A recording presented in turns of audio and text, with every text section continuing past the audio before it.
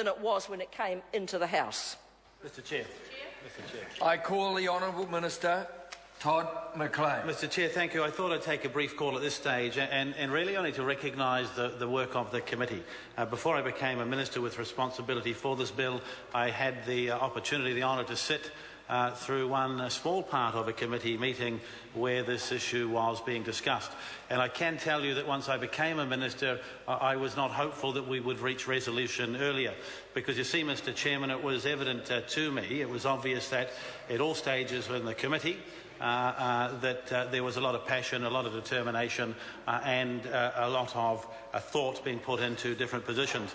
But what also was apparent was that all members were looking to do what's best for New Zealanders. So I want to recognise all parties in the House who are putting aside some of the issues that are more challenging for us, and we'll be able to talk about those a little bit more later in these stages, but certainly recognise that when it comes to safety of New Zealanders, and when it comes to having good rules around these products that we all know from our interactions with constituents, with parents, through reading newspapers, reports from doctors and nurses, products that are causing significant harm all over this country, that we've been able to come together and I think do what's right. Indeed, Mr Chairman, legislation passing this House will be a world first.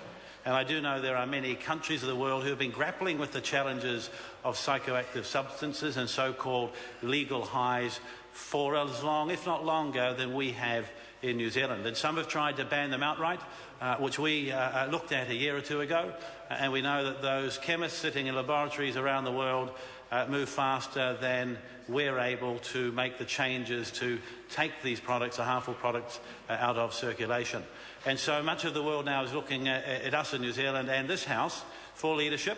And I would guarantee that all over the world, certainly as the case in New Zealand, there are mums and dads are hoping that we'll do our job properly, we'll get this into law as quickly as we can so that no more New Zealanders are harmed by these products. So again, I want to recognise the work that's been done. Indeed, the last minister who responsible for the portfolio, Peter Dunn, who did a great amount of work and gave this priority. And so I come at the very late stages of this legislation to finish a job that was started by Mr Dunn, whom I have great respect for and has made it easier for this House to come to this position.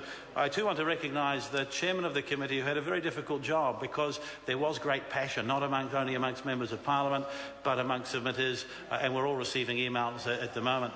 I'm yet to have an email from anybody that I view as being credible that says we should do nothing at all.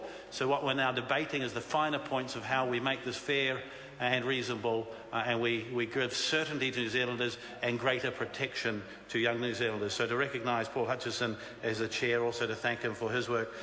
Mr Chairman, I have a number of SOPs we're bringing forward, and I do accept that they are later in the stages than the House might otherwise want. In part that's because I'm a minister who's only taken responsibility a short time ago. Indeed, the Honourable Annette King mentioned that I tried to broker a position that was acceptable to the committee around the testing regime. Indeed, I think I was a minister only in my second day at the time when faced with that decision. So I've had to rely upon advice of officials, but I've also taken time over the last month to go around the country and talk to doctors and nurses and our police force and experts and individuals about their concerns. So some of the changes that I'm bringing by way of SOP and amendments to the SOP are based upon learnings over this last month, and also suggestions that have been brought to me from experts in the field, how we need to make sure that the rules that this Parliament are about to adopt are going to have the effect that we want. Finally, Mr Chairman, the issue of animal testing is one that there is a lot of passion. As a Member of Parliament and certainly as a Minister, I don't want any animal to have these products tested on them where it's absolutely not necessary. But as a Minister, Associate Minister of Health with responsibility, I must accept the scientific advice that's been brought to me, and that is that a degree of testing will be necessary to ensure these products are safe and acceptable and won't harm people. But that's not enough for me, and I thank the committee for their work in agreeing a compromise that says where there is a test that does not require, that gives the same certainty, doesn't require the use of animals, then that test must be used. The test includes the animal cannot be used. To those who are saying that it is possible to bring these products to market without testing on animals at all, then the amendment put forward, accepted by the committee, means that no tests on animals can be used. Mr. Chair? The Honourable Minister, Todd McLean. And in that case, I think actually we're very close to what many members of this House want. The advice that I've received tells me that there will be some degree of testing needed, and I believe I need to accept that advice rather than overruling it.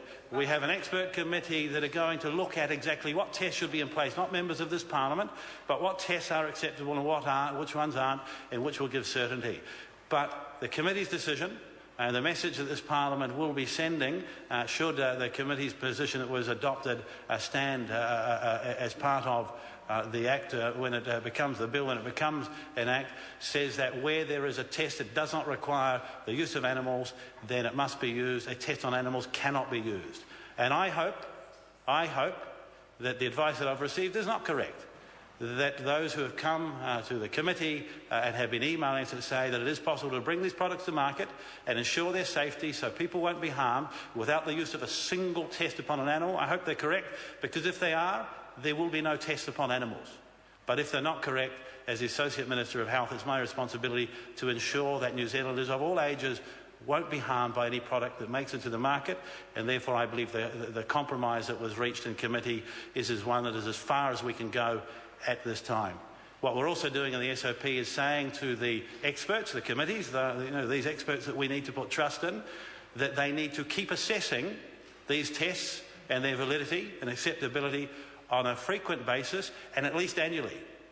And there's another SOP from a member of the House who I think has brought something to this legislation that says that a report from that committee must be brought back to the Minister at least once a year, so that the Minister can be assured of what work's been done, so that the Minister can be assured that, that the committee is taking its responsibility seriously, and that where greater changes are needed, the Minister can consider that with his colleagues and the rest of the House. So, Mr. Chairman, I'll leave it there. We'll have a chance to talk about this at greater length as we go on. But to finish where I started, to thank all members of the Committee of the House who will put aside some of the feelings they have when it comes to the final vote to do what's right for New Zealanders, to make sure that New Zealanders have certainty, that mum and dads don't need to worry as much, that every New Zealander, particularly young New Zealander, is protected from the considerable harm so many of these products are causing. Thank you.